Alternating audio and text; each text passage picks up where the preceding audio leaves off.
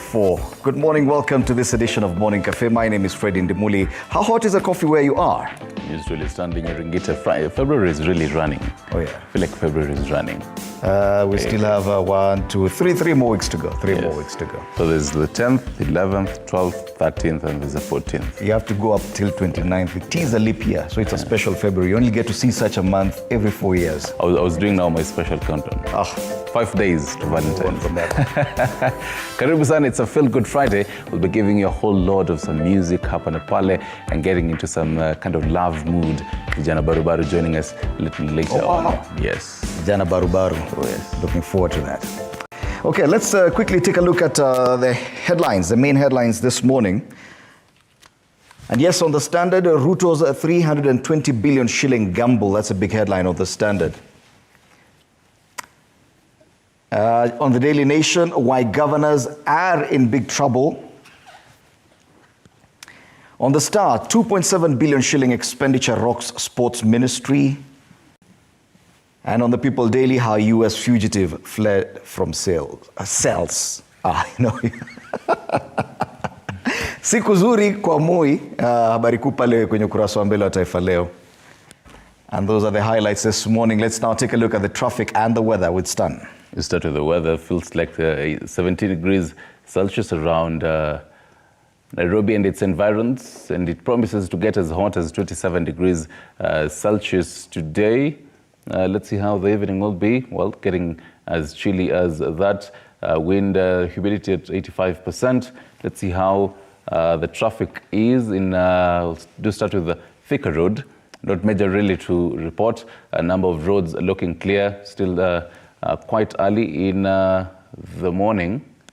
And let me go back to, yes, this is Thika Road just before you hit Muthaiga, and just past that particular roundabout, the yellow, meaning a traffic snarl-up might be building up. In case you're just waking up, you'd really have to beat this traffic snarl-up before the yellow turns to red, getting into Nairobi.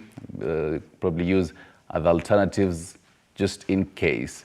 Majority of the roads into the CBD looking clear as of now. Yes, and that is how a number of these roads are looking like right now. We'll be getting into this screen later for the paper reviews. All right, let's now take a look at the highlights this morning. Shock and anger as police failed to explain how Kenyan man wanted for the murder of his girlfriend in the US managed to escape from the Muthaiga police station where he was being held in custody.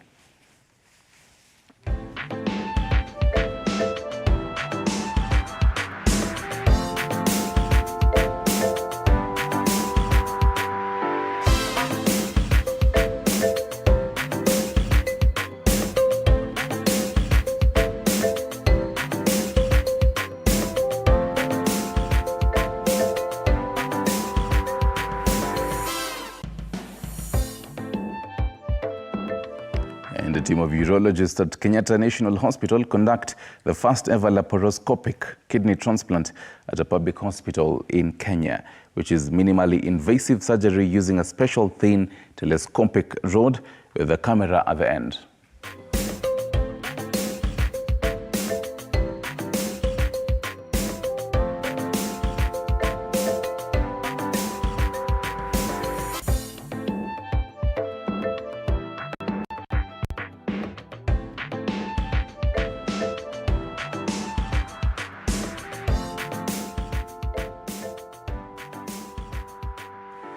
On the international front, at least 13 Sudanese migrants have died and 27 others are missing after their boat sank off Tunisia's coast as they attempted to cross the Mediterranean to Europe. Well, those are the highlights this morning. Let's now take a look at the day's diary. Hospital. Right, and on today's news diary, first off, following a notice issued to all employers by the National Social Security Fund regarding Year 2 contribution rates in line with the third schedule of the NSSF Act Cap 45 of 2013. So the total NSSF contribution rates will increase effective today from 2,160 Kenyan shillings to 4,320. So brace yourselves for that at the end of this month, as your payslip might be changing. From that, today is the last day of the National Youth Service NOS recruitment exercise, which began on Monday. So the exercise targets 15,000 servicemen and women, and will be ward-based. They will have allocated recruits per ward while considering the population of each ward. Now to matters health, Kenyans have until the 9th of February, which is today, to submit their views on the Social Health Insurance Act 2013 regulations. So this is after the Ministry of Health began public participation in 2 sets of regulations: the Social Health Insurance, which is General Regulations 2024, and the Social Health Insurance in brackets Dispute Resolution Tribunal Regulations 2024. Meanwhile, Senate Speaker Amason Kingi will be gracing the state opening of the 12th Parliament of the Kingdom of Eswatini, to be held today. So this follows an invitation by the President of the Senate of the Kingdom of Eswatini, retired Honorable Pastor Lindiwe Dlamini. And meanwhile, some itinerary of cabinet executives. So today, Cabinet Secretary Labour Florence Bore is leading a Kenya delegation during the United Nations 62nd session of the Commission for Social Development, which is underway at the United Nations offices in New York, in the United States of America.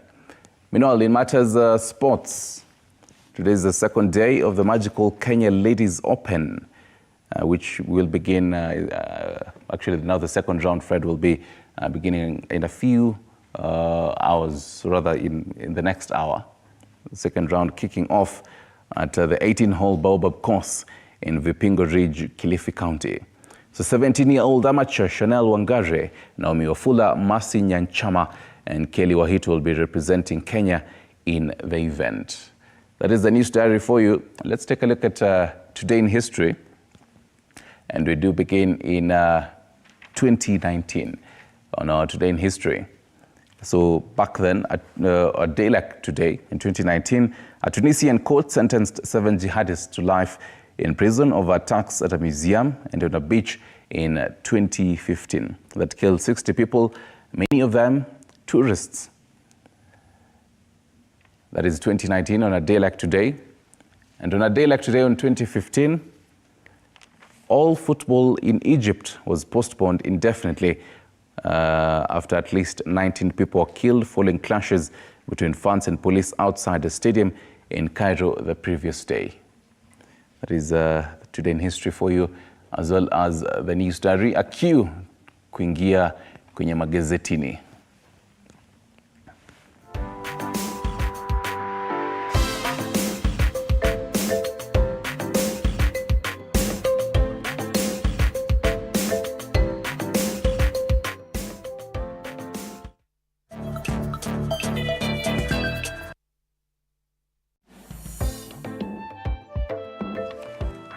All right, let's take a look at the dailies, and we start off with the Standard. Ruto's 320 billion shilling gamble. This is Eurobond jitters. In an acid test for the Ruto administration's ability to repay the massive debt, the government offers investors holding the $2 billion debt a window to exchange it for a fresh bond denominated in US dollars as it seeks to avoid a potential full-blown crisis in June. This is the main Eurobond that everyone has been talking about. It was started off in 2014, so 10 years later it is due, but I think we're looking to rebuy it by offering a fresh Eurobond to the same guys who bought the first one. That's the main headline on the Standard. The other big story, of course, this daring escape from police custody. Suspect in US lover's killing in dramatic cell escape. Was it a planned escape from police cells? They ask. Detectives are racking their brains after Kevin Kang'ethe, a man accused of murdering his girlfriend in the United States of America and who is facing extradition proceedings, escaped from police custody. And they say that Kang'ethe was talking to his lawyer at the station and within a few minutes managed to escape by boarding a matatu parked only a few meters away. Interesting. Ni kama movie. Ni kama ndlama. Kama findio. Other highlights on the front page, of course, a former CS Rotich makes grand return. That story is on page 6 that fresh appointment by President William Ruto for the man who once headed the treasury in Kenya. Elsewhere, judge quits after orders disobeyed. Justice Anthony Ombwayo notes that 6 orders issued by the Nakuru court have been disobeyed by the local police commander, Samuel Ndanyi. This has to do with the War Memorial Hospital tussle between the directors of the War Memorial Hospital and the county government of Nakuru, and it is a continuing story. On the top strip of the Standard today, there's a special something important to those who sat KCSE last year.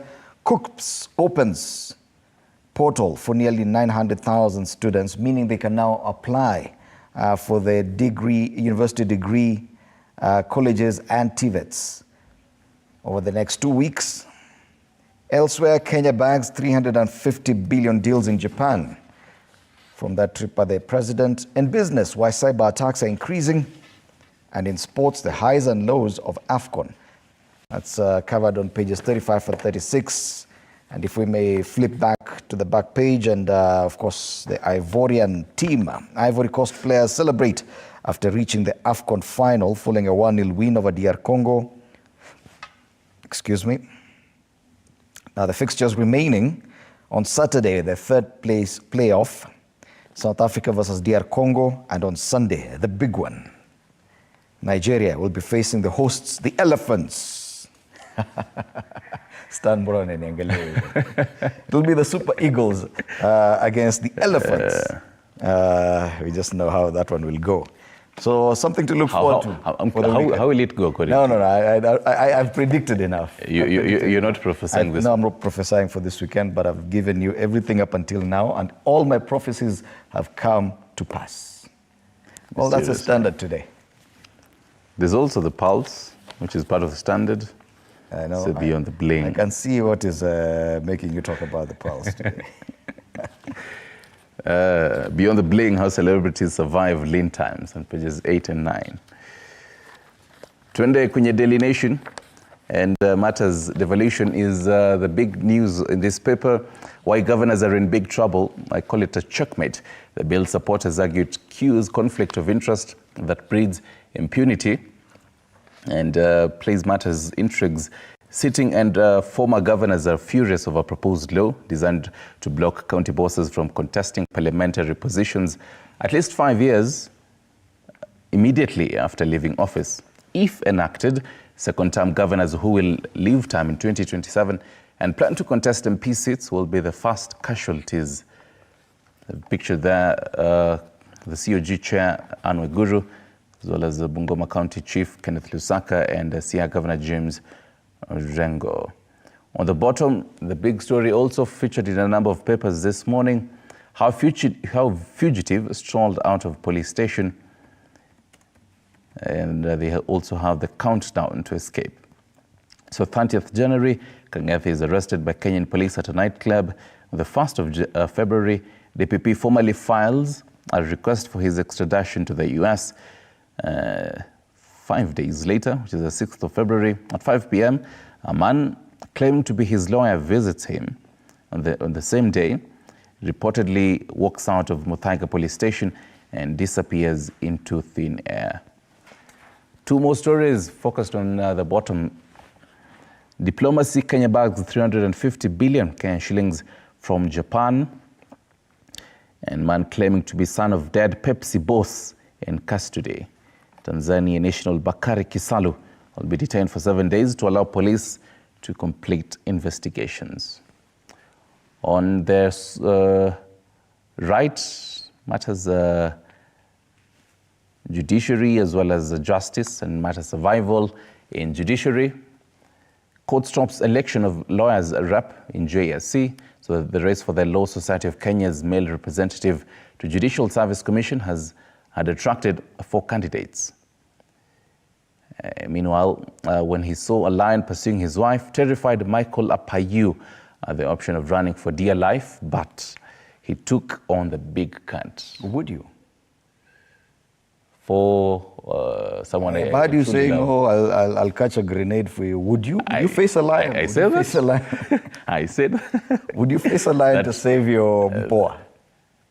Oh, Yeah, that's exactly what we saw. I think I'd really have to think about And it. they say that the woman was standing like 20 meters away, and she watched everything unfold as the guy fought off the lion. Yes. But it makes sense. I mean, they're probably trained on how to do this. Oh, so you're saying if you had the training, If I had the training, I would. otherwise no way. No. Okay. Watch and learn. Meanwhile, in matters justice, D-Day for Maribe and Joey murder trial. Former TV anchor Jackie Maribe and her ex-fiancé Joseph Irungu will today know their fate in the case in which they're accused of killing Monica Kimani. Those are but a few of the highlights on the front.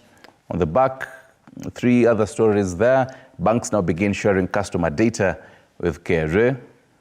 And ex-CS Rotich lands a new job as advisor to president after being cleared in graft case. And at the very top, the game of kings and queens, but in this case, the game of queens, because it's a 3-time the Tompers Magical Kenya Ladies Open tees off at Vipingo Ridge in Kilifi. It teed off yesterday as early as 7 a.m. That is the Daily Nation for you. Let's focus on the People Daily. And on the People Daily, that big story on how U.S. fugitive fled from cells. I keep struggling with that word today. How U.S. fugitive fled from cells. On the loose, police officers and lawyer arrested as investigators seek answers on circumstances under which main suspect in murder of Kenyan woman in America escaped custody. That story is on page 4. And I think it is a big talking point because it features on all the front pages of the Daily Nation, the Standard, and now the People Daily. The other headlines on the front page of the People Daily: Ruto in new war with governors. President's healthcare scheme suffers major setback after county chiefs rejected it on grounds that certain sections of the law are unconstitutional. And on the top strip, the return of Rotich and his latest appointment by the president as advisor on treasury matters. Also a mention of the university selection process, which kicked off yesterday. It is mad scramble for university college slots. That story is on page 2. So for anyone who finished or did their KCSE last year or in the last 10 years or so, I think from 2000 to last year, can still apply. That's what I learned. And that's the People Daily. Let's take a look at the Star for you this morning. And they go with the whole, what happened during Uhuru Kenyatta's regime. And they say an audit investigation may return to haunt Uhuru Kenyatta's bureaucrats in sports ministry. So about 2.7 billion Kenyan shillings expenditure rocks sports ministry. Suspicious spendings include millions used during Safari Rally Championship in Naivasha.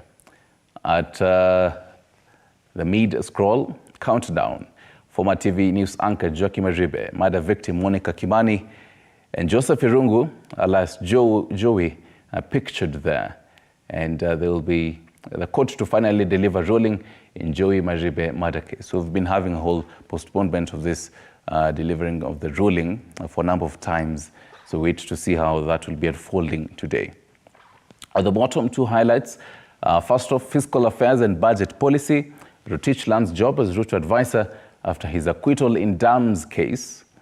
And matters toxic brew. So go for checkup, revelers who patronized Kirinyaga urged.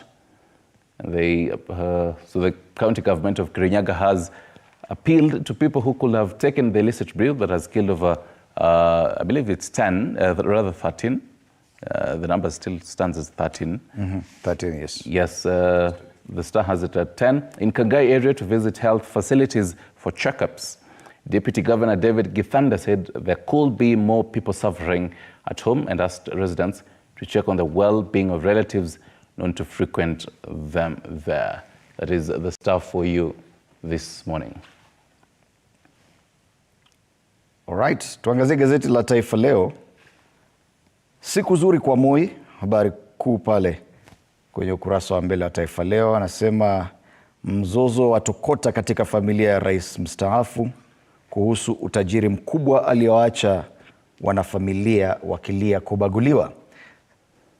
Wanasema kuwa Faith Milka Nyambura, mkaza mwana wa aliyekuwa rais wa pili Daniel Arap Moi, sasa anaomba achangiwe na umma ili aweze kumpeleka mwanawe hospitalini, akisubiri uamuzi wa kesi kuhusu urithi wa utajiri wa kiongozi huyo wa zamani. Habari kamili kwenye ukurasa wa pili wa Taifa Leo. Habari zaidi pale, mwalimu wa sekondari ajiua na kuacha mjamzito baada ya mpenzi kumkataa. Alikuwa na mke mjamzito lakini mpenzi mwingine akamkataa. Okay. Kwingineko, roho mkononi kwa maskwota ardhi Portland. Vidokezo zaidi, masikitiko kwa waathiriwa wa pombe hatari, na gumzo na Nadia Mukami. Pale juu kwenye ukurasa wa mbele wa Taifa Leo, amenyana na simba kunusuru mke. Nafikiri habari hii iko pia kwenye ukurasa wa mbele wa Daily Nation. Mkewe Susan Chebet alitizama kwa mbali vita hivyo vya dakika 20. 20 whole minutes. Yeah. Wow. Akaangalia tu, anaangalia simba ama huyu jamaa. Na katika spoti ni fainali ya Oga kumla ndovu AFCON. Super Eagles watafufua uhasama wao na Cote d'Ivoire katika fainali wikendi hii. Na hilo ndilo gazeti la Taifa Leo hii leo. All right, let's talk money matters. And on the front page of the Business Daily, Kenya signs contract for SGR to Uganda. And Treasury reveals 2 trillion cash shillings regional plan to Eurobond investors. Commercial contract paves way for financing.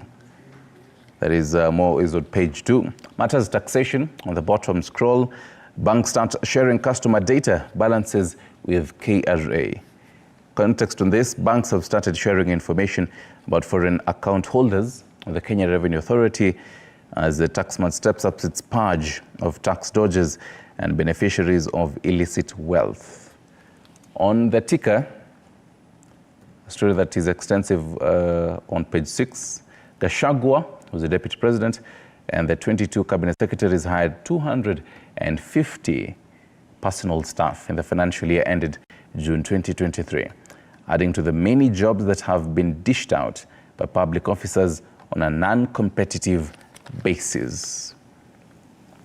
And more on this story, for context of this, so this is a report actually by the Public Service Commission, which shows that the three tribes accounted for the 53.2%, Kalenjins at 21.8%, Kikuyu 19%, Luo 12.5%, Luya 9.6%, and Kamba 9%. You can read that on page 5. Still on the ticker, Kenya returns to global market for another Eurobond. And so this as of Monday, will tap the international bond market for the first time since 2021 to raise the cash to finance a buyback of the 10-year $2 billion Eurobond that matures in June this year. Matters companies 7 seized to pay 900 million taxes to KRA. And that is just a brief of what is on the Business Daily. All right, tuvuke boda sasa, tuangazie masuala ya kule Uganda. Today we start off with the new vision. Mm-hmm. And on the new vision, how medicine is smuggled out of Mulago. Mulago is the main hospital in Kampala. Undercover journalist exposes tricks used by workers. It's a special report on pages 8 and 9 of the new vision. Big news in Kampala, Uganda. Other news, UNRA announces changes regarding Karuma Bridge. Let's focus now on the other big daily in Uganda, and that's the Daily Monitor. On the Daily Monitor, experts link sex to some cancers.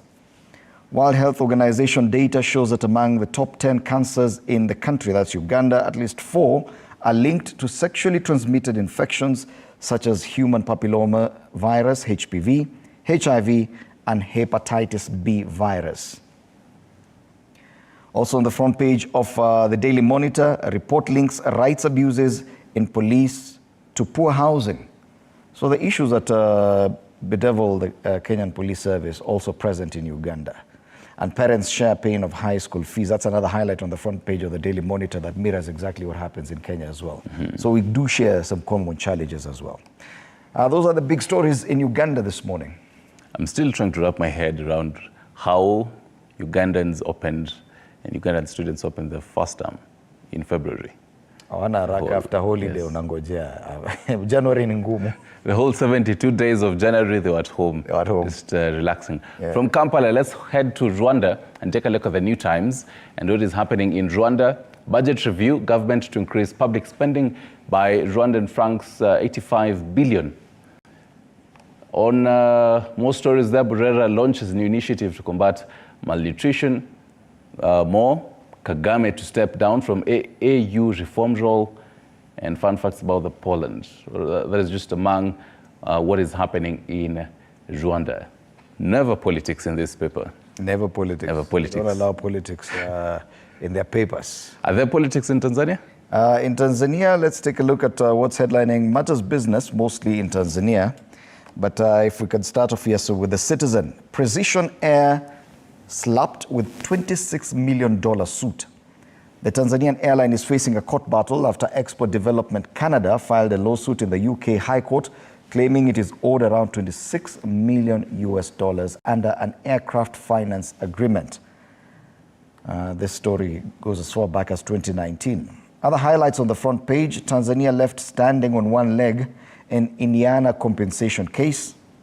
And another highlight: Pemba Airport construction legal dispute takes flight.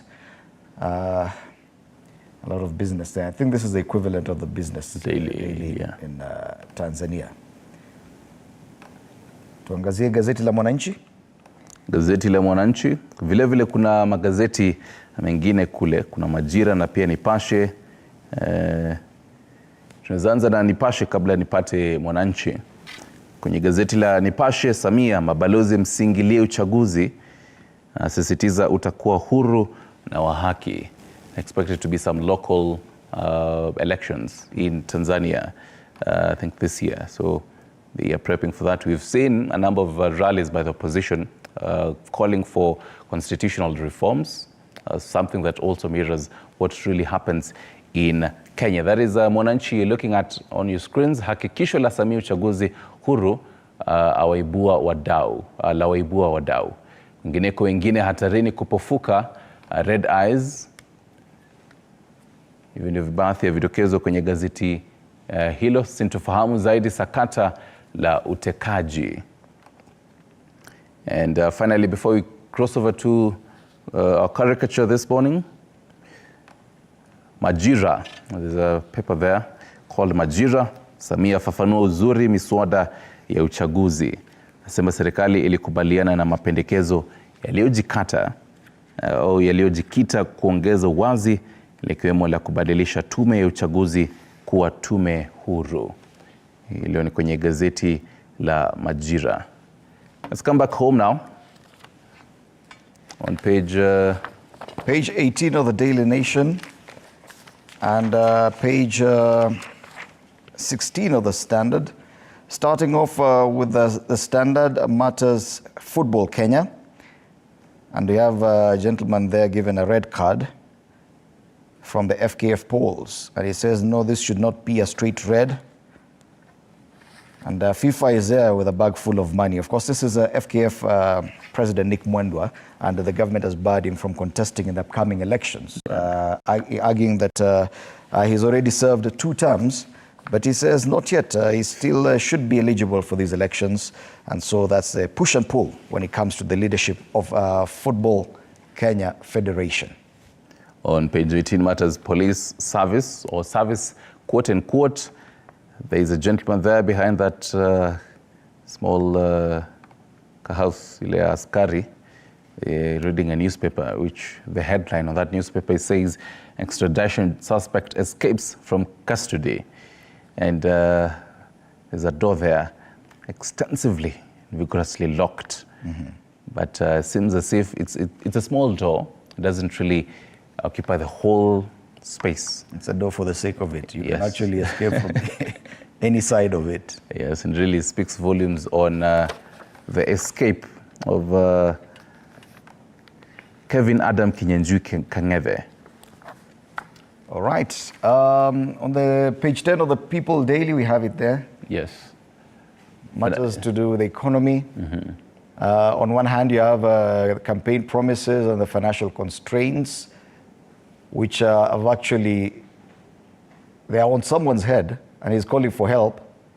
And then someone with a wheelbarrow is telling them the only way is to pay more taxes. Wow. This is the situation you're facing today as Kenyans. Yes, yes. It probably really has to reach. Despite the financial constraints. And you've seen all the headlines this week about how hard it is on Kenyans, how pay slips have shrunk, how the CBK is saying food prices are going to go high in the next 3 months. And then you're told the only way is for you to pay taxes. Remember the NSSF deductions. These are the days of our lives. And NSSF deductions effective today. The new NSSF deductions, so the payslip for this month is going to be even shorter or longer because of the deductions. Anyway, do stand by for that interesting appearance by Vijana Barubaru on Morning Cafe later on. Do stand by for that, as well as DJ on the decks today, DJ Slice will be present in studio. After the break, we'll be having our State of the Nation, today being Friday, the youth perspective, and Nelly Chepkemoy, Ahmed Kadar Hassan, and Gabriela Lorere will be in studio for that. Do stand by for that. For all these conversations, remember, including what you would want the DJ to play for you, you can share that with us on our social media pages on X, TV47 News, and on Facebook, TV47 Kenya. You're watching Morning Cafe.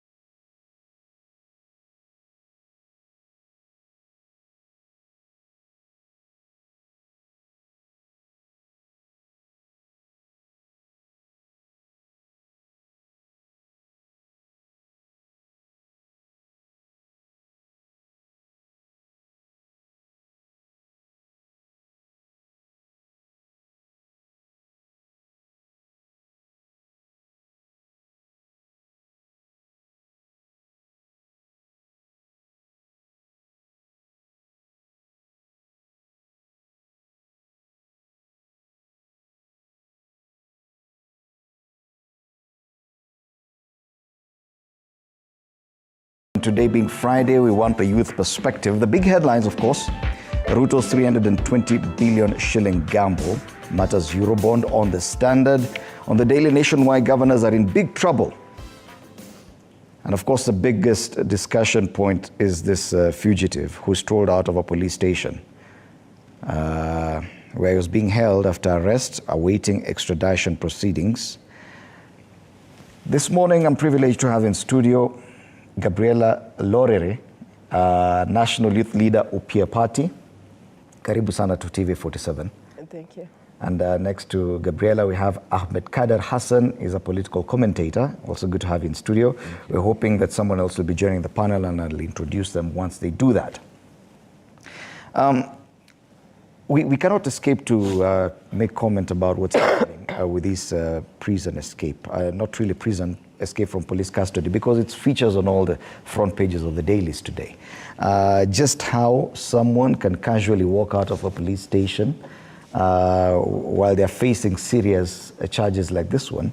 And I don't know, because a number of people have been arrested, but what is your assessment, Gabriela, of how this matter is being handled? That someone can actually just walk out of a police station, get into a matatu and disappear? To me, it looks more of movie. Ni kama drama, ni kama film. Yeah, because how can you allow the mfungwa to go out with his lawyer and you don't... Yeah. No, it looks more like a planned game. Okay. It's a planned game, or maybe he knows what he was doing together with the policeman. Okay. That was a deal. So the police must be complicit in this? Yes, because there is no way you can allow the perpetrator to just see his lawyer without any policeman guarding him. Okay. How sure are you? How do you trust someone like that? And it's someone who escaped from to Kenya. Ahmed Kader, what's your take on this? You know, there's a TV program called How I Almost Got Away With It. I believe this guy will be arrested, but that's what I believe. He will be arrested? I think he'll be arrested and take again and also again taken through the due process. But this is very embarrassing to the police force, to the police service, I mean. How can, someone just casually walks out of a police station, someone with that kind of accusation, that level of... taken through the courts, he was detained for 30 days. They requested, I think, something like 30 days, and he was given. And then, that kind of person should not have been even in the Bodega police station, because he's a murder suspect. Having said that, I think, we have enough content for movie in this country. There are many things. This one should be turned into this should be a producer should take it up. Yeah, this producer should take it up, but that's on a light note. But I think it's very embarrassing for the police to lose such suspect. What kind of image are we sending to the international community? Yeah. This is a guy who is wanted in the United States of America, and having, he's a suspect. He's allegedly killed his girlfriend. And now we are having, the international media is having field day regarding Kenya. It was on CNN last night. Because the news had already captured international media about the crime that is alleged to have committed in the US. Committed. And now they are saying, this is a third country, African country, where even a murder suspect can just walk out of a police. It sends the wrong image about this country. The last time we had about an escape from lawful custody was when we had suspects escape from Kamiti Maximum Prison. And it was a few years back, I think 2 years ago. And then once that happened, we saw the head of the prison service in Kenya actually take the flak for it. There was a prison police boss who was forced to resign from his position. Do you think that should be the approach right now, that with this kind of high-profile prison escape, that someone, a police boss somewhere, should be held to account and probably be forced out of his job or her job? Not only a police, the boss, but also those who are there guarding on duty that day. They're supposed to resign, because clearly it seems they don't know what they're there to do. They need to resign, because how many cases have they But we've seen in Kenya a situation where so many things happen, and many times no one is held to account. even when tragedies strike, like what we saw in Embakasi, and we've seen buildings collapse elsewhere, and people die. But so many people are blamed for this, and no one is held to account. Now we're seeing someone escape from police lawful custody. Do you think that this time around we'll see something different, that someone can actually be said to be well, you forced out of remember, a job? you referred to the issue of the former prison boss arrested during the committee escape. But you see, if you remember very well how that was done, it was dramatic. The guys in Subarus just went there, arrested this guy. Up to now, we don't know what happened. We don't know how things ended.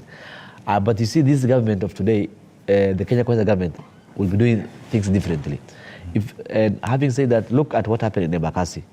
Embakasi, for the first time, we are seeing government officials resigning. Government officials being told to take, responsibility for their job or whatever happened. 4 guys were interdicted from their job, NEMA, and they were taken to court. On this one, I will not blame the big bosses up there, because it's time everybody does his job. Okay. Yeah, everybody's taking responsibility.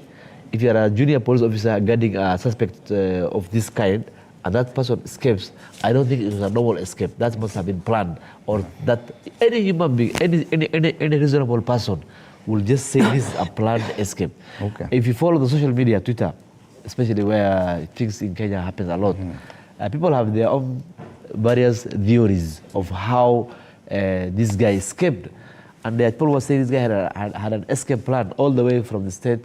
And maybe, how do you party when you're wanted by the FBI? And he was arrested while he was partying. Yeah. In a club in Nairobi. And then he's taken to... So people are saying this is an escape plan. It looks like a very casual handling of the whole situation. Yes. And I'd like now to invite onto the set Nelly Chepkemoi. She's a politician and a national youth leader. Nelly has been on this panel before as we discuss matters to do with the state of the nation and the youth perspective. Nelly, karibu sana. You found us trying to discuss this main discussion about that person who managed to escape from police cells at the Muthaiga police station. Okay. We're wondering, because everyone says it looks more like a movie script. But the question is, should someone be held responsible for this? We see such lapses in security, in enforcement, in regulation, in so many different areas of this country, but you rarely get to see someone being held to account. Okay. So, first of all, sorry, apologies for being late. So on this matter, I think it raises a question of, is it an escape or was he allowed to walk out? So I think it's very shameful for us as a country to have such happening when this is such a high-profile case that involves a high-profile person. I'm thinking this person should even have been manned every second. There should not be left any person without him. So to think that you get to see that he just walked out and even boarded a matatu outside the place, then it really raises questions. Heads must be rolling right now at Muthaiga. Okay. Yeah. Or yes, someone big protecting him. Or you think someone else is influencing? Because how can you just...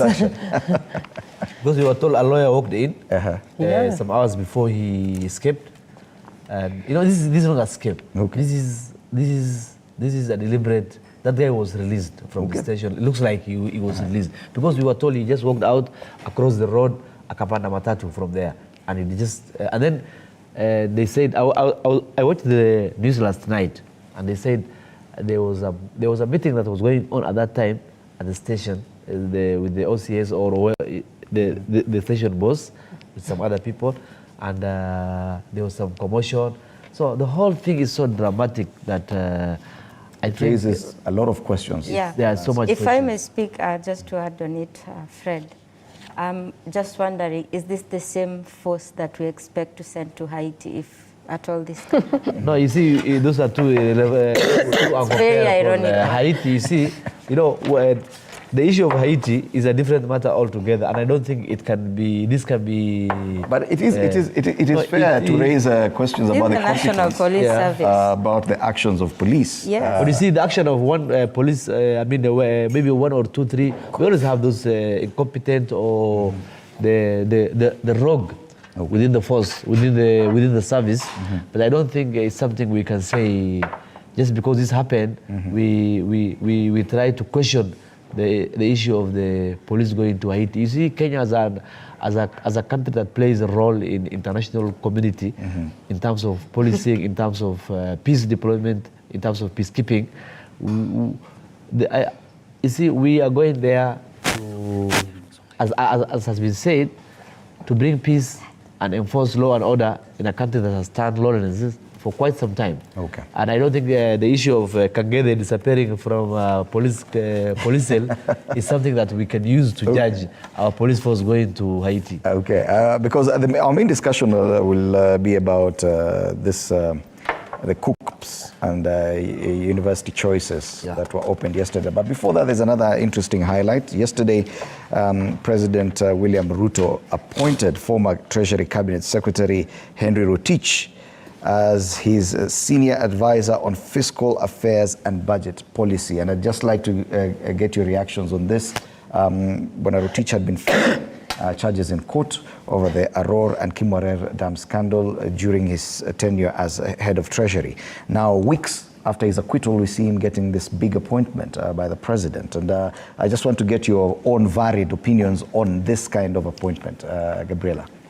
I think first, the KK government should stop pretending they are fighting corruption.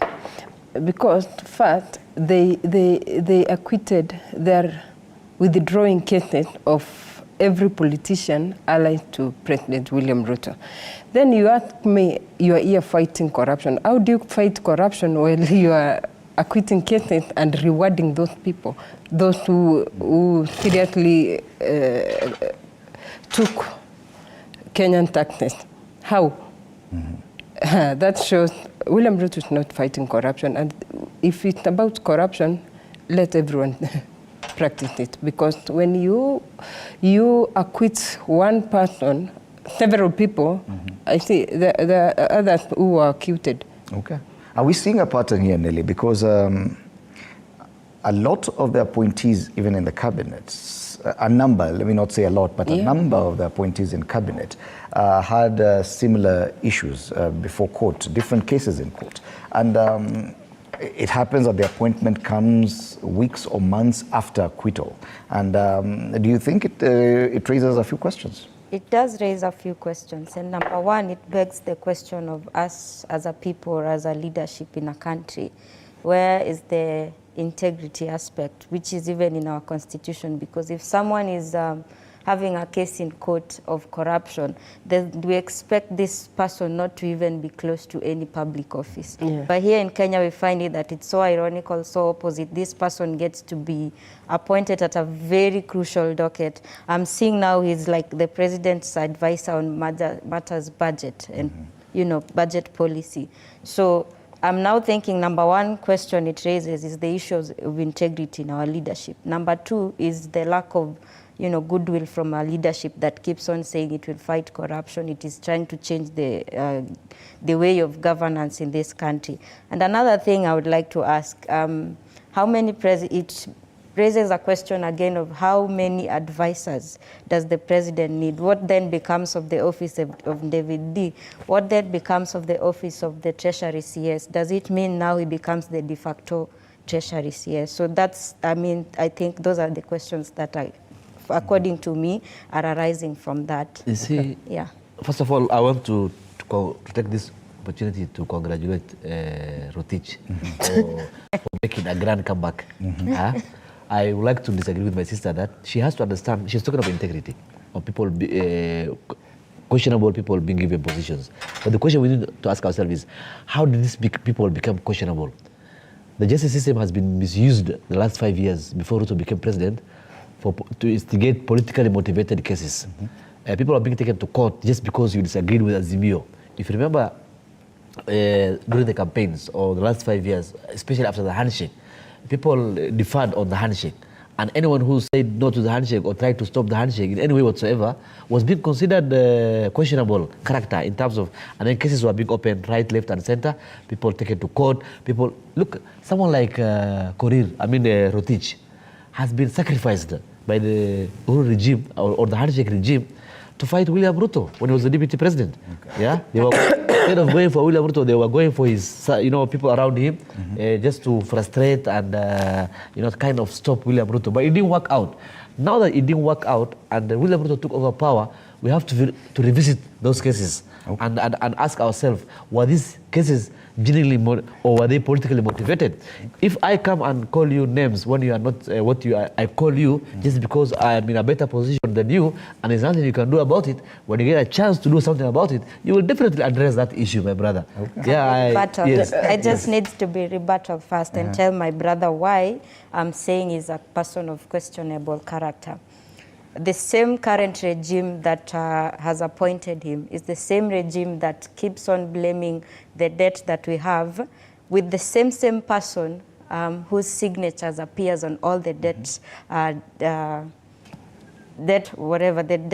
For example, the Eurobond was taken in 2014. His signature is actually part of it. So if you are asking me where is he referred to or why I'm referring him as a questionable character, then that is the answer I'll give you.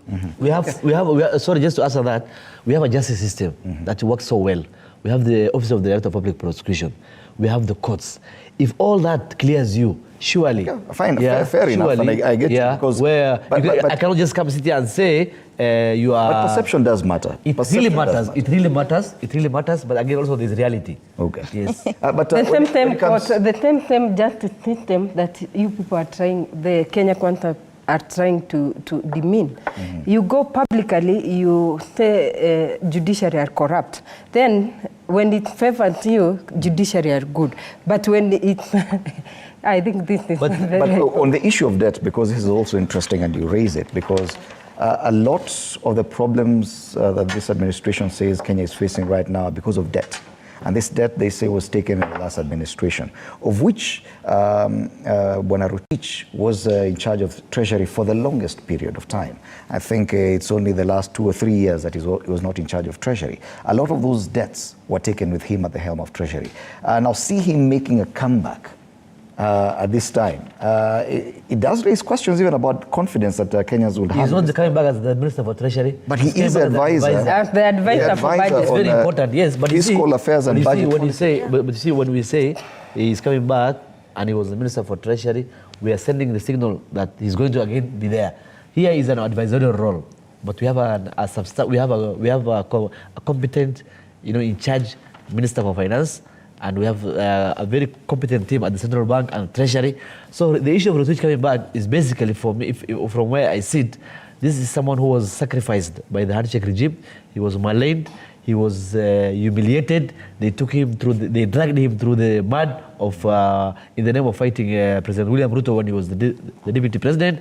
Many people suffered, the handshake mishandling of the then Tanga team. Okay. And I think it's very important that when we are in civil servant, people who are in public office, who are not politicians, should not be I think they should not be mishandled in the name of fighting other politicians. Okay. Yeah, people have careers, people have reputations to guard, and it is time for us to take a break. So I'll ask you to hold that thought there. We'll be back shortly, and we'll continue this conversation. You're watching Morning Cafe. We're just discussing the return of former CS Rotich back to the center of power as the president's advisor, senior advisor on fiscal affairs and budget policy. We'll be back to continue that discussion and others after the break. You're watching Morning Cafe.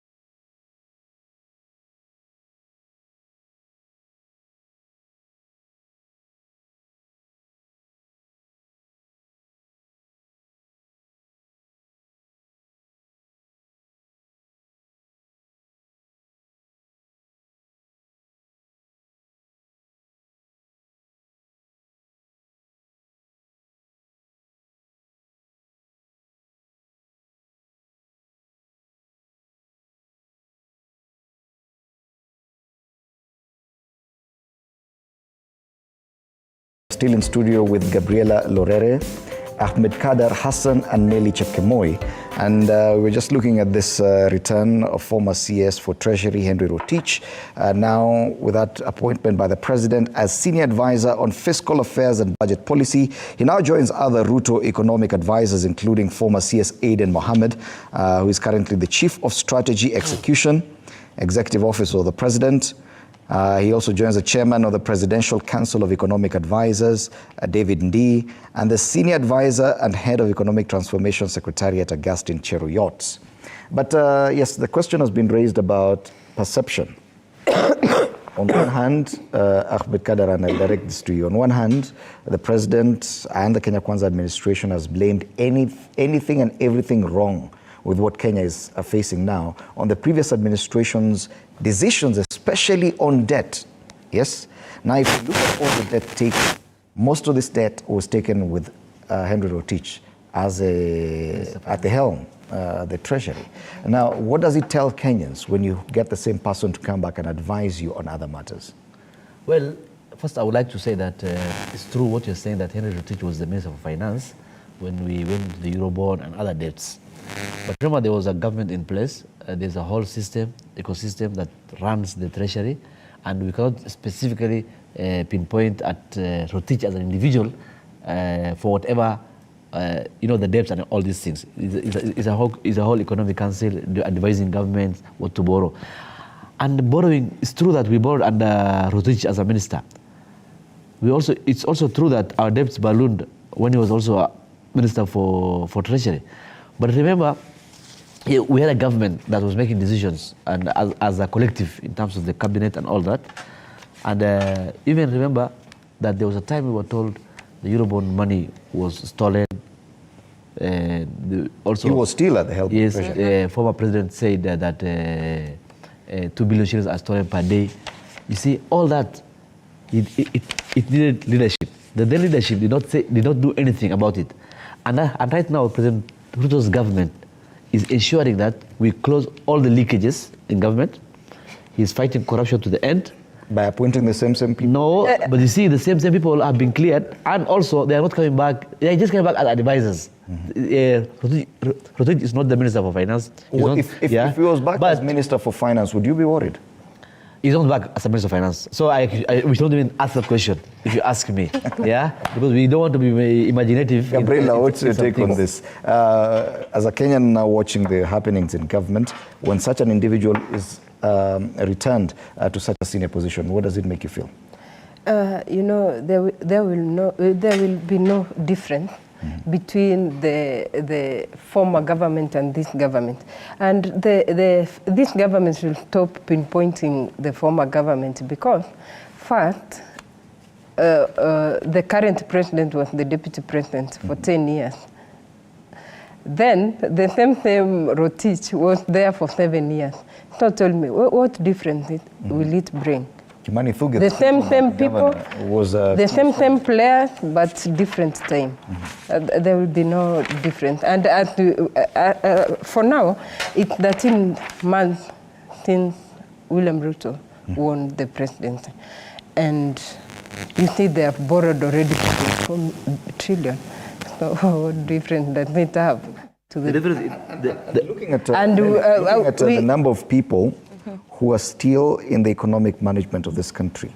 And we see that it's more or less the same people who have been working in government. Yeah. As she says correctly, President Ruto has been in government all this time. The current CBK governor was in the Treasury, I think, as PS during that time. Now we're seeing the return of the former Treasury CS back as an advisor. We are seeing the same faces, same names still running our economy. And one may wonder, is it fair to expect us to think that things will be any different? So, thanks for that question. And I was just looking at this dream team. There's a section down there at the newspaper that says dream team.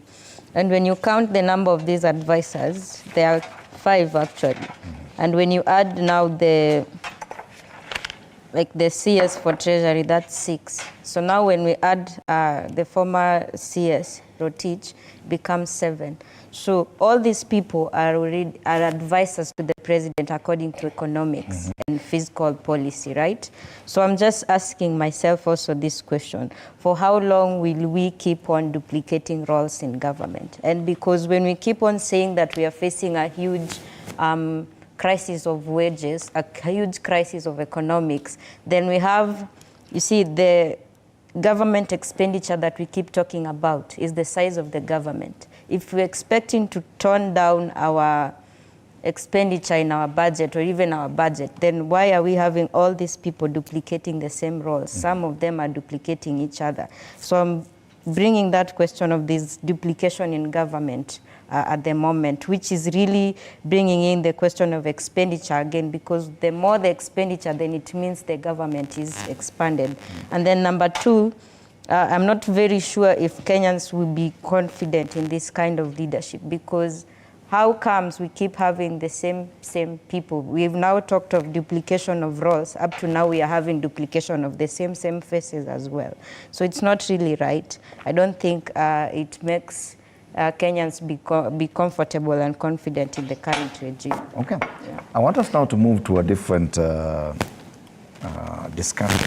This is on matters to do with education, and this affects the youth directly. It is captured on the front page of the Standard.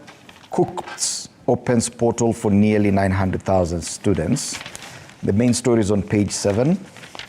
Now, the Kenya Universities and Colleges Central Placement Service announced yesterday the start of applications for courses for the 899,000 students who qualified for degrees, diploma courses after sitting the 2023 KCSE. What they're saying this time around is that while the new applications primarily target last year's candidates, school leavers in the last 12 years, that means going as far back as 2012. If at all you did KCSE in 2012, between 2012 and last year, you're still eligible to apply for non-degree courses. Now, so many issues come up. There's a new funding model for universities, and this may in some way affect the kind of applications that we're seeing. How do you think it will affect the choices of degrees, especially from people who are coming from a financially constrained background? Okay, you see, first of all, it's good that the government has decided that people, those joining university this year, will not be paying higher fees. This is as per reported here in terms of application and all that.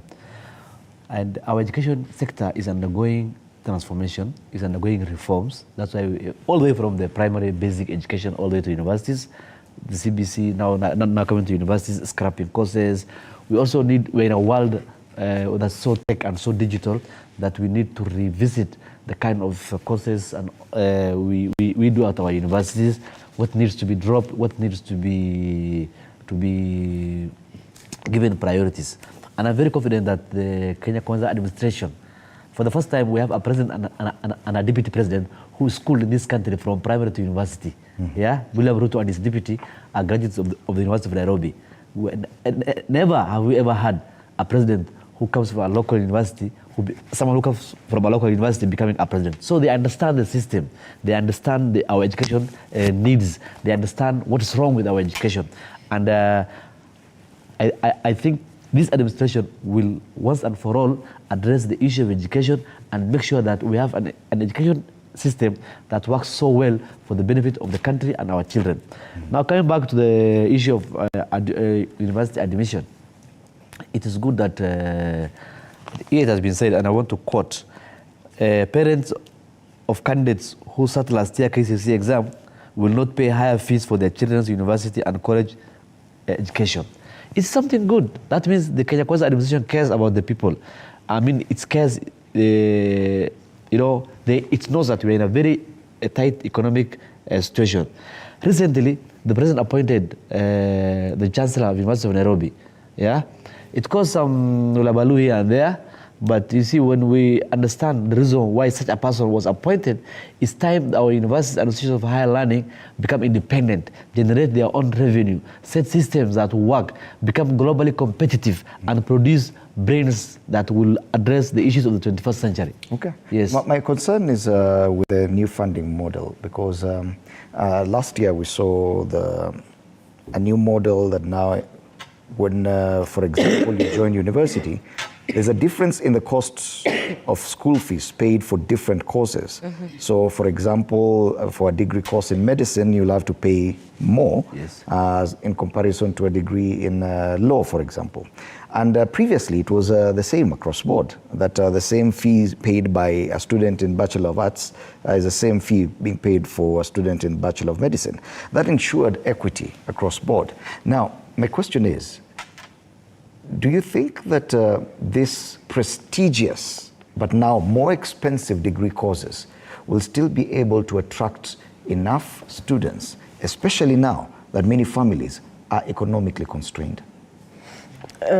For me, allow me to speak on behalf of indigenous people who according to research, are the most poorest in this country. Speak about the Turkana, Samburu. The marginalized. Yeah, the marginalized community. It's very hard for the marginalized community to take a student to university. One reason is because we only believe in livestock. And you see right now, there is banditry attacks in northern Kenya, more especially in Samburu County. It happens on a daily basis, and people are losing life on a daily basis. So tell me, those households, they depend on those livestock, and already imechukuliwa through banditry. So tell me, a student in Morijo who just start KCC in Morijo, will he or she be able to join university with other students in Kenya? No. Why? Because it depends only on livestock, which is not there. And you see, they will end up doing. We have many students in Samburu County and Turkana County who have B stand, B minus, and end up doing plumbing in TVET. Okay. TVET. It's very. I think the government should see how they can come up with. Do you feel that the new funding model has affected them in any way? That it's stopping students from marginalized communities from pursuing university education? Yeah, because when you have good grade and the medicine fee is high, how will you study that medicine course?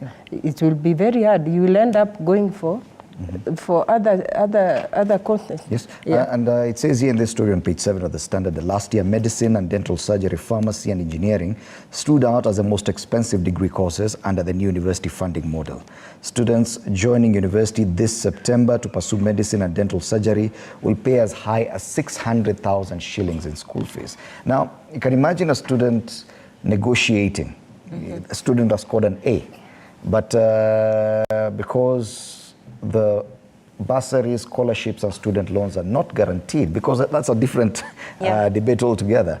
Now they have to determine, yes, I got an A, but can I do medicine? Can we afford for me to pursue? The student ends up losing even the bargaining power. What's your take on that? So my take on this is, first, there's a contradiction here. So while we are told by the government through the Ministry of Education, that is the KU, CCPS, the COOPs, that students won't pay higher fees for their university and higher institutions.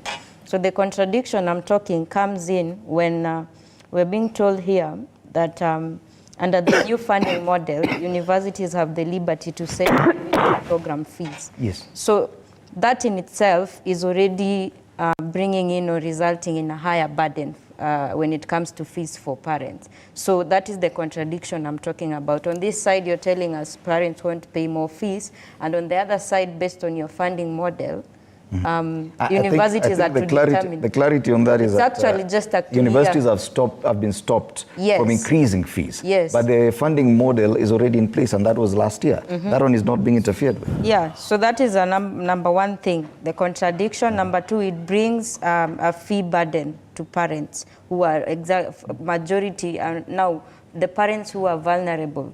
Like the minority groups he's talking about. I happen to come from a minority community as well, the Maasai from Narok. So it's in itself, it's also not fair. It's bringing in now inequalities, which the previous model was trying to solve when it comes to equity. Education is supposed to be an equalizer for all. But when you do this and have such a contradiction, then it becomes not fair for every other kid who would want to pursue medicine. That's why I'm saying this student who has an A loses up his or her bargaining power to pursue higher education. Number two is that I'm seeing this, so there's something you've mentioned, the loan under the funding model as well. Why did we remove the model that was based equitably for every student? Because this loan that the government is giving us, or students who are the youth under this funding model, it says that there's a deadline for the loan application.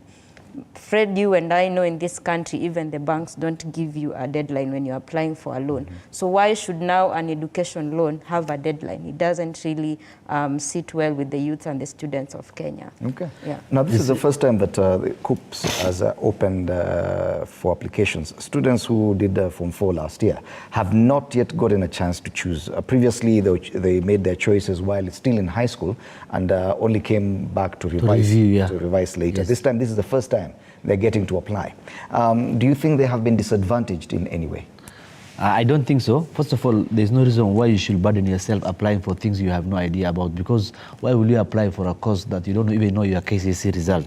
So I think that's a step as we towards progress, that you apply for your admission for your university courses after you are done with your KCSE and you know your result. You either go this grade or you go that grade. Let me contribute to the issue of the funding model.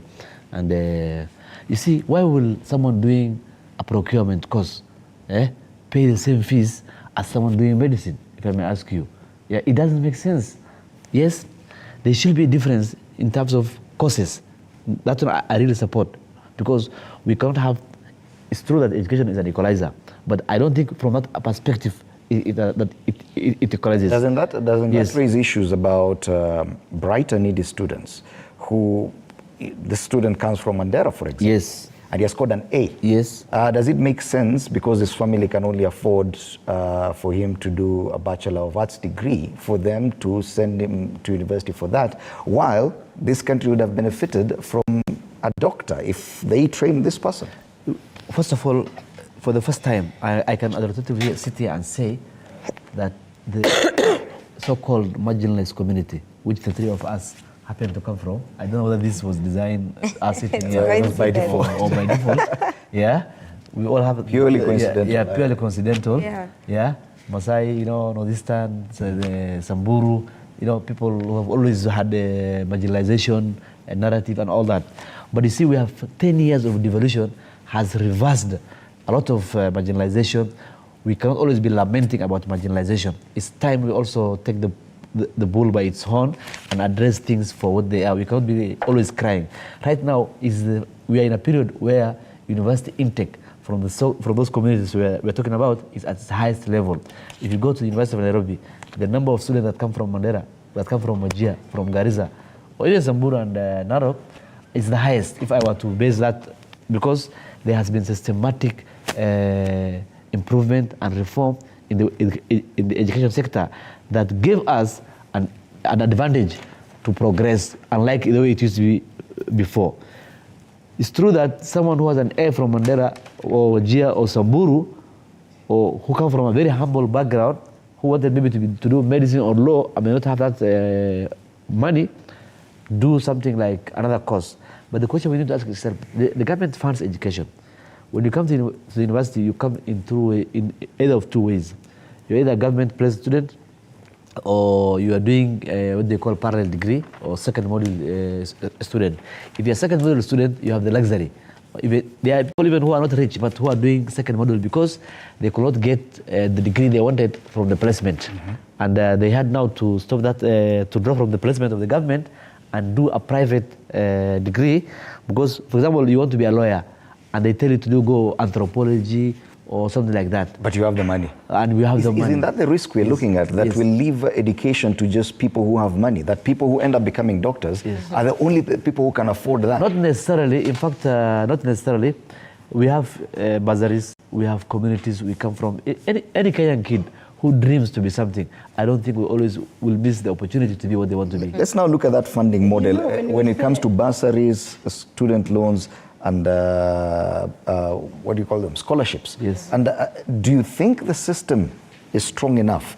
Does it guarantee that any bright and needy student will access?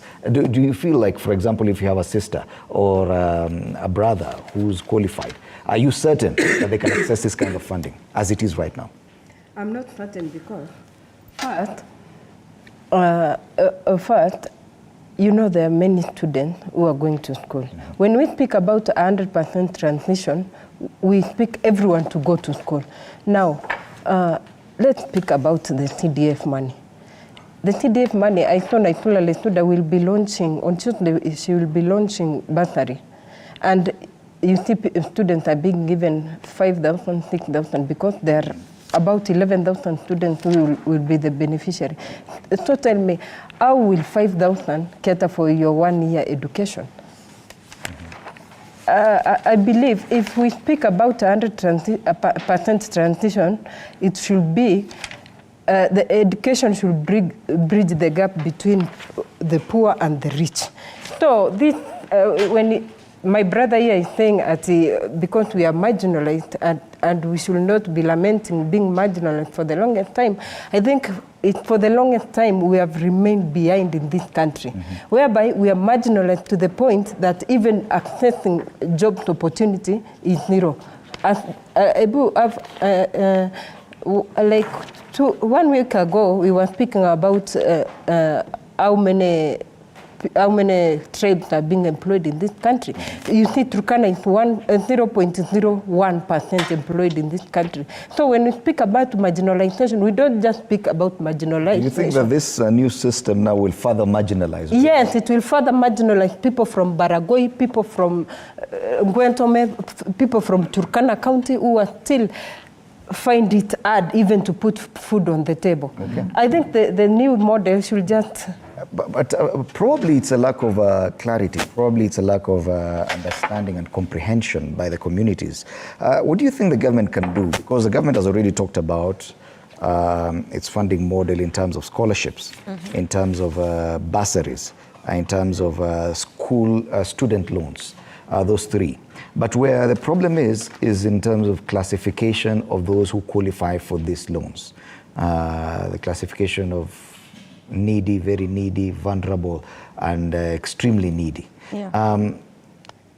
Does any one of you understand how the government is going through this classification? Nelly, starting with you. Well, I don't even think I really understand this because, as you're saying, there's this person who is very needy, middle needy. So this funding in itself, it's already revising the categories of students. In itself, it brings in the issue of inequality that I'm talking about. What criteria is the government going to use when it comes to now the categorization of such students? So it begs the question again of the information that the citizens have. How much time or how many engagements did the government have with these people whom you're trying to introduce this kind of funding, even the education stakeholders themselves? How much were they involved in the conceptualization and even the implementing of this program that is the new funding model? So for me, it really brings in the inequalities that we didn't have or we were trying to bridge. So it's now being elevated more because if you're talking of, and it's not even about now the marginalization now, it's actually about the Kenyan youth. The Kenyan youth who is in looking for higher education, whether in university or the TVETs. It's really a question that we should really, it needs cooperation from a multi-sectoral approach. If the government has a role to play, we the citizens have a role to play by asking questions, speaking to power, in asking them this funding, help us understand. because you cannot just come in and implement something that the citizens are not able to understand. And far and wide, I want to think this is something that is really, hindering us when it comes to democracy and governance in this country. If you cannot pass down information and make it, to the citizenry in a simpler language that they can be able to translate and understand, then it begs the question of even the citizens being confident in the kind of policies that you make and decide. Okay. So number one, as a government, I think we need to take this as a concern and prioritize it, where we can include the education stakeholders, the teachers themselves, the students themselves that you're creating. Because as a student, I would want to ask questions. How sustainable is this money? If you're going to give me such an amount of money, and you are saying that the universities are now to determine the individual program fees. So they've given us a figure, actually 600,000. What if I'm not able to raise? What if the money you're giving, let me finish first. The money that you want to give me in the funding, how sure am I it's enough? If one semester is going to cost me 600,000 and you're giving me a loan less than even the 600,000, so how sustainable is the funding? As it is right now, and the question is, because these choices are being made now in the next 2 weeks. I think the COOPS window is about 2 weeks between yesterday and the 22nd of this month. And the question is, do these students, mostly who finished school last year, KCSE, do they have enough information to even understand how they rank in as far as classification of how they can access this government funding? That's a very important point. And we are underrating this generation who have done KCSE last year. This is a digital generation. Much as sometimes information flow may not be as fast as it's supposed to be, I have a niece who did her KCSE last year, who performed so well, and who was qualified to join university. She's eligible for this calling. And I was talking to her the other day, and she was even telling me, we are expecting these things. She's always online. She follows what is happening. But I don't think they technically understand the depth, and I don't think they understand that much because of their age and that kind of thing. But being informed, they are aware. But that's not the issue. These are urban person. What about the village person? What about the guy in the rural area? Yeah, I think the information need to be dispersed. There should be ease in accessing this kind of information. You, for example, think that the window should be extended. It should be extended. The window should be made like 2 months. For example, if we are talking, these kids will be going to the university, maybe, they'll be attending class September. So why make it February 22nd? Make it all the way to May. Let them have even 3 months if possible, of going through these things.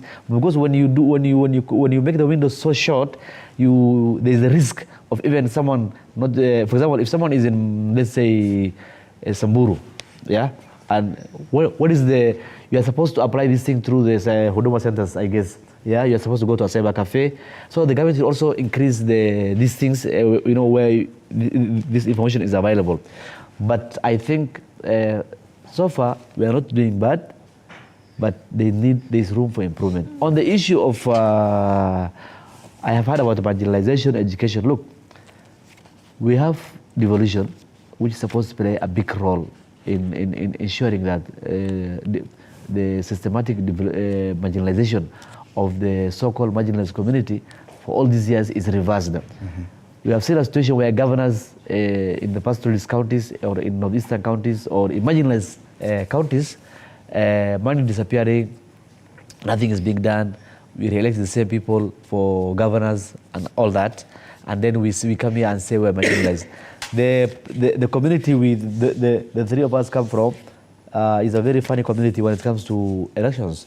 We don't elect people based on expertise. We don't elect people based on based on what is the real issue. We elect people based on clanism. We identify ourselves into sub-clans, even to an extent that if you don't come from this sub-clan, you don't get this. You may get this. You may not get this.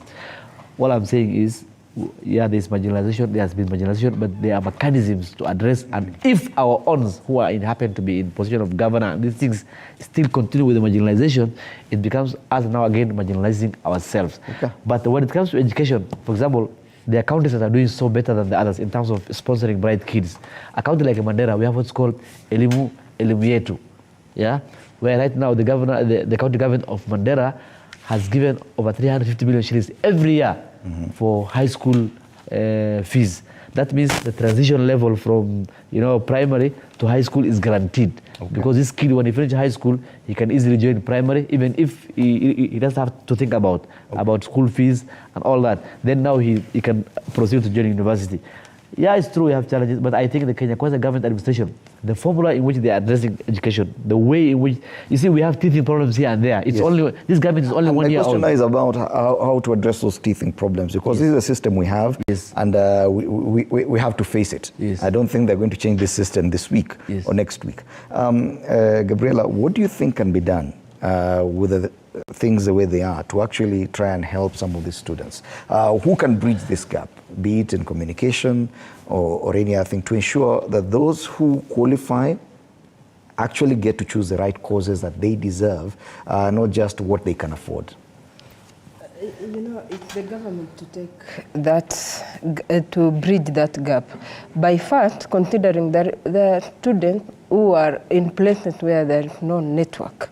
I can tell you for sure, there's more places in Samburu County whereby you cannot even find a network, even phone network.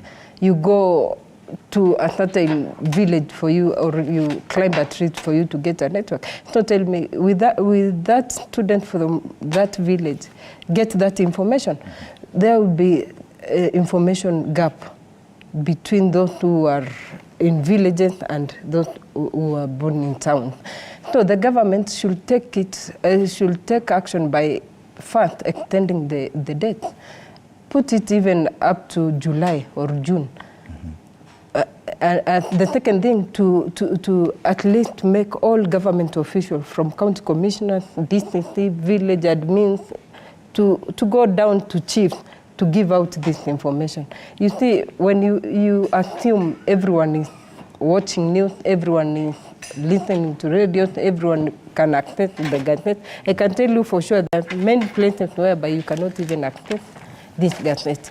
So the government should take action by first extending the date, second by making the communication go down from top to down and give them time for them to absorb it. Has a kind of mechanism to ensure that they map out, for example, to just look out for any student who scored an A or an A minus. They can definitely do that. It's easy. Yeah, it's like you're reading my mind, because one solution I want to think can really help us in this is the thing that you're talking about, the data, the 100% transition that we keep talking about. What is the available data that the current government, through the Ministry of Education, has? So it even, it allowed the CSS to go and be questioned in Parliament. So these are the kind of information that if we expect to change the education sector and make it work, then let's do this. When the CSS and the cabinet secretaries go to Parliament, for example, the one for education, let us have parliamentarians as our representatives, because they are our voice in Parliament. So let them ask questions like, where is the data? If we are talking of 100% transition, in the dailies, in the media houses, there's been stories whereby there are over 200,000 students who have not yet joined Form 1. And now we are talking of other groups that are, finishing the same system, the high school. So currently, as a ministry or as a government or as a country, what is the data available for kids who have, are able to access these funds, these degrees?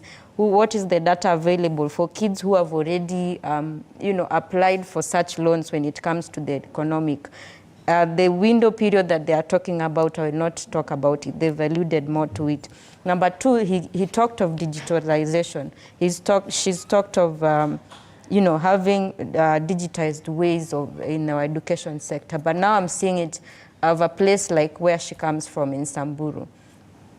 How have we as a country made the internet affordable and accessible to those students? If we want to take the education sector to a digital way, let us also make the internet and the technology needed to be accessible and affordable to also the kids and the teachers there. And number three is finally dialogue. there's nothing that you can never solve without dialogue. And this is coming from a multi-sectoral approach where you involve all the stakeholders in the education sector.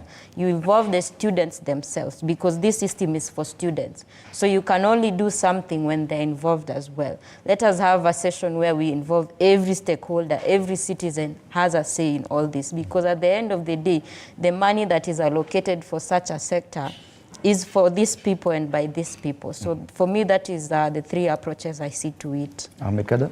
Yeah, I absolutely agree with her. That's how we should disseminate information. Also, we should have career and guidance sessions. I think the best unit to disseminate information for these students is the school in which they did their KCSE. That is the basic. Whereby, for example, it's easy to, this school will know how many of their students went to university. So it's easy reaching out to them. Now from there, you can disseminate either through brochures, they should be guided and all that. Then they should be the one that's for everyone, where we have careers and the expo. Right now we have the nation, there's an education expo happening this month at KICC. And there are also others being done by the private sector. But like I've said, the best way is to have that, like she said, the sectorial engagement, put everyone on board.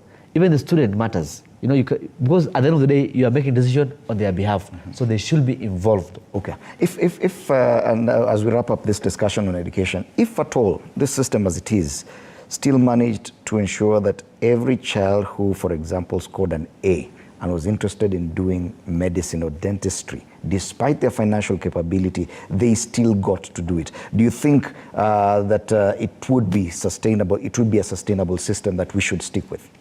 No, I don't think it will be sustainable, considering the high cost of living. Many parents, or let me say, Kenyans are suffering. Putting food on the table is a problem. Now tell me, will you be able to fund education for like about 5 children? No, it will not be sustainable. But what if the funding model by the government is made to cater? For example, if at all all the needy students who got A are enabled by the government and this new model, if they were to be identified through the methods you've talked about, and they actually got to do medicine or dentistry or engineering, do you think that this is a method, this funding model, that we should stick with? I mean, yes, it could work. We couldn't even be talking about it at the moment. But so if they decide to do that, then I'm seeing even, it will also be creating in a way an enabling environment where a student will be capable of going to school without worrying about their background, without worrying where they're going to get fees. And so you have the right mindset to even study. Yeah. So I think it will really work. It's sustainable. Yeah, it's sustainable because if the government says, no matter your background, you worked hard in school, you have scored an A, we call you to the university to do medicine, it's us taking care of your school. So don't leave the choice to your financial... Ideally, that's their work. You see, no, let me finish. You see, people who have been in government just a year plus ago, like Ubia, for example, if you look at the Ubia party leader, Eugene, he was the Minister for Defense. He's now on the streets talking about food and he's talking about cost of living. Eugene, point of correction, the party leader for Upia party is Ukur Yatani. Oh, Ukur Yatani, sorry, I confused it with the DAP Kenya. Now, Ukur Yatani was the Minister for Finance and literally he was a Treasury Secretary for the last 5 years before Kenya Kwanza came to government. All the problems we are suffering because of the policies that were informed under the leadership of Ukur Yatani. And my sister comes here talks about cost of living. The cost of living is skyrocketed under Uhuru Kenyatta and Ukur Yatani. We are trying to solve it. I think when ignore him because he's just attacking me because I'm from Upia party. No, it's not about Not that. because Ukur Yatani did anything. No, but if you speak about Ukur Yatani, speak about what is his name? Ron or the just appointed Rotich. Yes. He's the one who has been in government for 7 years. Ukuri Yatani my focus was is there for employment 3 matters, years. education. When I was making the point that people who, Allow me to who made finish. policies that we are suffering because of those policies should not come here and talk. Wait, allow me to finish. When we speak about sustainability, we talk about something that will go for a long period of time. We see every government that is coming on board, like Kenya Kwanza, they have came with this funding system. Tell me, what about someone else come 2027? Does it mean we will continue with this funding system or we will change again? Do you think now that's a challenge that probably we should ensure that the education policy is not affected by electoral cycles? That, just because a new administration has come in, they do not necessarily get to change significantly the fundamentals of it. Those are some of the issues we should be considering. And you see our politicians, presidents, anyone who coming in board, they like speaking on street. Microphone, then they say something, they give out their ideology on how they view things. So my question is, I'm supporting my sister what she said, but is it sustainable? Or we are going to change after another regime? My concern now is the student who's just about to make a choice on what degree course they should take. And they're wondering, should I go? I've qualified to pursue medicine at the university, but can my parent afford this? Should I choose that? Or should I just be fair to my parents and my family and choose something totally different? And what would your advice be with your understanding of the challenges that there are right now? So my understanding is this: if this is a model that the government seems to be witnessing and even seeing that there's some gap, they need to ask themselves the question, what do we do about this gap? Because sometimes you can never do anything about something you cannot control. So if it comes to a state like that, that is why I say dialogue, involve everyone in the table. From us, from the opposition side, if you want to ask us, like if you see your model is facing some form of resistance, there's gaps within that, ask the opposition, what can we do? What do you think about your policies? That because ideally, Fred, in a country like ours, a democratic one, the opposition is still a government in waiting. So if they are able to have that chance, they will still implement education policies. So the government in itself need to come or, lower their ego a bit sometimes. Because if you have a manifesto that is actually not really working, that is the time you engage everyone, the dialogue I'm talking about. What are some of the things, and also it brings the issue of the goodwill from our leadership. Because if we have people who are even able to identify, these are things we always point out sometimes when they're having public participations.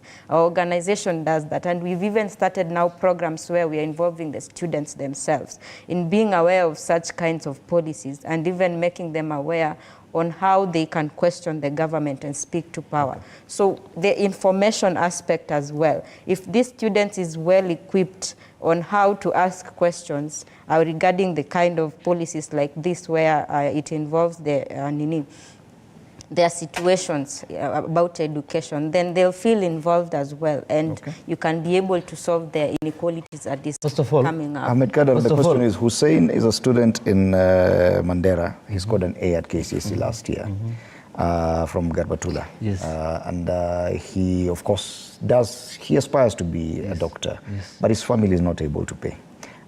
He's making that decision this week, which university degree to choose. What would you advise him? Let us say him go ahead and still apply for the degree that he really wants, despite his financial background.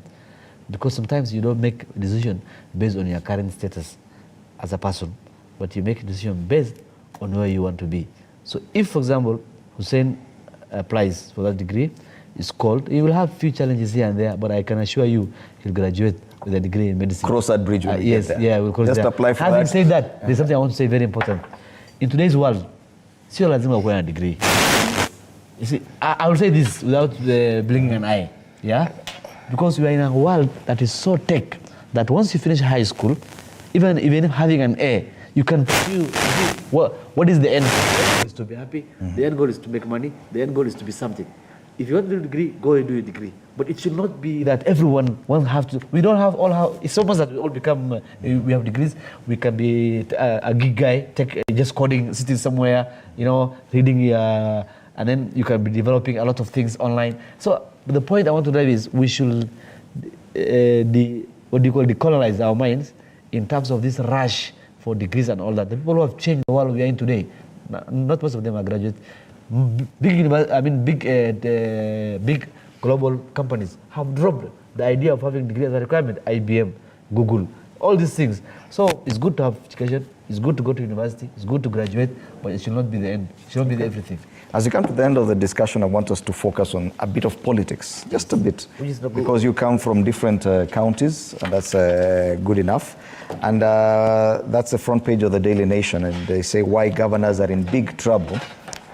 They're talking about intrigues. Sitting and former governors are furious over a proposed law designed to block county bosses from contesting parliamentary positions at least 5 years immediately after leaving office. Can I start this if you don't mind? If enacted, second-term governors will leave office in 2027 and plan to contest the MP seats would be the first casualties. Yes. What is your take on that proposal? I really support this proposal. For example, someone serves a governor for 10 years, then contests for Senate, goes to the Senate, becomes the head of a committee, let's say the oversight committee or the one of finance or whatever. Then this guy has been there for 10 years. Probably he looted every coin that was there. And then now comes as a senator. That means we forget about all his tracks. We forget about. So I really support this. You know what? The moment, the problem this country is suffering is because of politicians. Yeah? The moment politicians start paying for their sins, their political sins, we'll go places. I am very passionate about devolution. And I always talk about these things online. I tweet a lot. I blog about it. I speak about it whenever I get a chance. Where we come from, devolution was supposed to be a game changer. Yes, it has done something, but I don't think it has been the game changer we wanted it to be. We come from counties that get the highest revenue share in terms of revenue allocation. But things are different at the ground, as they say, on social media. Ground, it's not the way they're supposed to be. So, why will someone who is a governor, 10 years, why do you want to become an MP? Why do you want to become a senator? Why do you want to become, maybe go become a minister because that's a political appointment? Would we not be denying them their political right? No. You see, we will not, I don't think we'll be talking about this question if we had proper governance structure whereby, for example, there is enough mechanism for handling grafts at the county. Right now, if you look at the Auditor General report, if you look at the Budget of Control report, it's like we devolved corruption. Okay. Yeah, devolution was supposed to be a game changer for this country, but unfortunately for the last 10 years, we don't think we have reaped the benefit of devolution, especially in counties where devolution was supposed to make a difference in people's lives. Okay. Mandera, Samburu, Turkana. We're talking about Turkana. The other day, the governors of these counties have choppers. Where do they get these choppers from? Their salary is $1 million in a month. You cannot do. So I really support this, and I think it should be implemented. When Nigeria implemented devolution, this issue of the states, they call it states, they don't call it counties. And I think they have about 36 states. After the first time of devolution in Nigeria, this public information, it's not me cooking things up. Majority of those governors were arrested and went to jail. Yeah. Tell me which governor has ever been arrested in this country. You are called by ECC. Every stage of the justice process in this country is someone trying to eat from the other. Okay. Yeah. A governor is arrested, is taken to court, all of a sudden the case disappears. What happened? Where did it end? Okay. How many governors have been brought to book for corruption cases? Okay. Someone is broke. So you support this? I really support this. In fact, it should be 10 years. If you are a governor, and I say this, if you are a governor and you have served for 10 years, you have no business, you are a presidential candidate, go look for presidency. Don't come back to be an MP or a senator. Gabriela? Yes. I really don't support this. When we speak about democracy, let's allow it to be everything to be democratically. Let's allow all leaders to vie the way they want, because we have many leaders like these political leaders who are in national government. They've been there since 1963. So tell me, were they limited to vie? No. What the government should do, they should focus more on strengthening institutions like ESCC, DCI, institutions like judicial, so that when these politicians steal our money, they can be held accountable. But denying people their democratic rights to vie, that is totally no. We are going against the Constitution. It's not denying the democratic right to vie. Wait, I gave you your time. Allow me to continue. Yeah. Denying them their democratic rights will lead to, when I get a chance to be a governor, I will steal everything, because I know after 5 years nitapigwa na baridi huko nje. And if I don't have anyone who, if I've not supported the president of the day, itabidi nimeketi nje. So allow everyone to democratically vie as they wish. Because we have, like in northern Kenya right now, we have problems with governors who 10 years, the former governors, they are disturbing the current governor. Like in Samburu County, they are politicizing everything that you even, the current governor is unable to work because everything is being politicized by those who are in government, the former government, the PS, the person who was the PS, in the former government, the person who was the former governor. They are now disturbing the governor, even delivering to the Nasirian, to the people of Samburu County becomes a problem. Let's allow everyone to deliver. If it's your time to deliver to the people of Kenya, people should give you peace of mind to deliver. And in that case, people should give Governor Latileleli time to deliver to the people of Samburu County. Finally, Nelly. This discussion has become quite heated. This is why we keep saying we want to, feminize politics a bit. There's a way we want to solve our politics and not being very aggressive. But, back to the discussion of the governors in big trouble. I see it, so I'm quite conflicted here. Might say 60-40 percentage, because I see it from this angle. I see it as a tall order, because on one end, where I'm conflicted on the 60%, it seems like a really good bill, whereby, when you come to think of it as a governor running for Senate or MP position, it brings the question of the ethics. Number two, when you look on the other end where I'm 40%, this is a constitutional right, a democratic right for every citizen. There's the sovereignty of the power that is in the, chapter 1 of our constitution. Where does the citizen now lie? If the citizen votes in this person who was a governor to go in as a senator and or an MP, would we be denying as a country the citizens their right to vote? Another thing that makes me say this is somehow a tall order.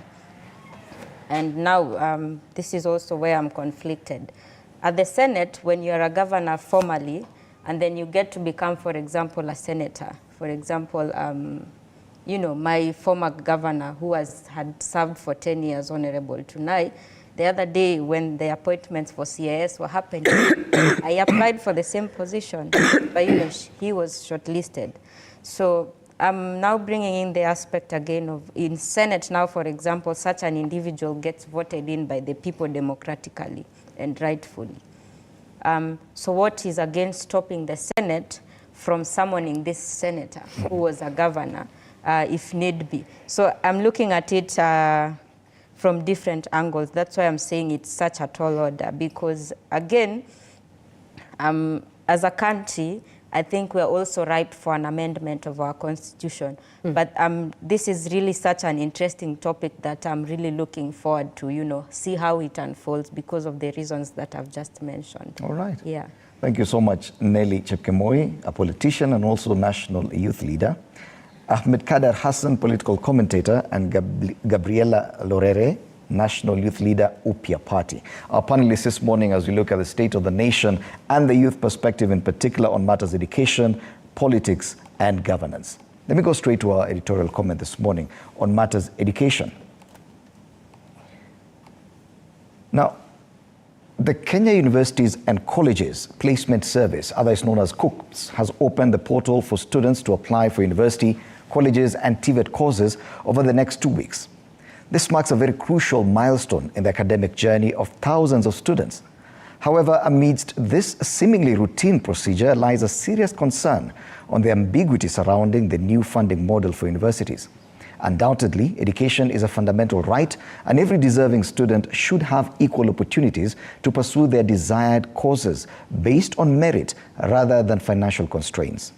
Regrettably, though, the current climate of uncertainty, misinformation, and dwindling household incomes threatens to compromise this principle. One of the gravest concerns is a potential misalignment between students' academic aspirations and their course selections. Traditionally, high-achieving students have set their sights on prestigious fields such as medicine and dentistry, driven by their stellar performances in the KCSE exams. However, the reality of financial burden may compel these bright minds to opt for more economically viable alternatives, irrespective of their passion or academic prowess. Moreover, the inadequacy of alternative funding avenues exacerbates the predicament, with scholarships, student loans and bursaries no longer serving as reliable safety nets.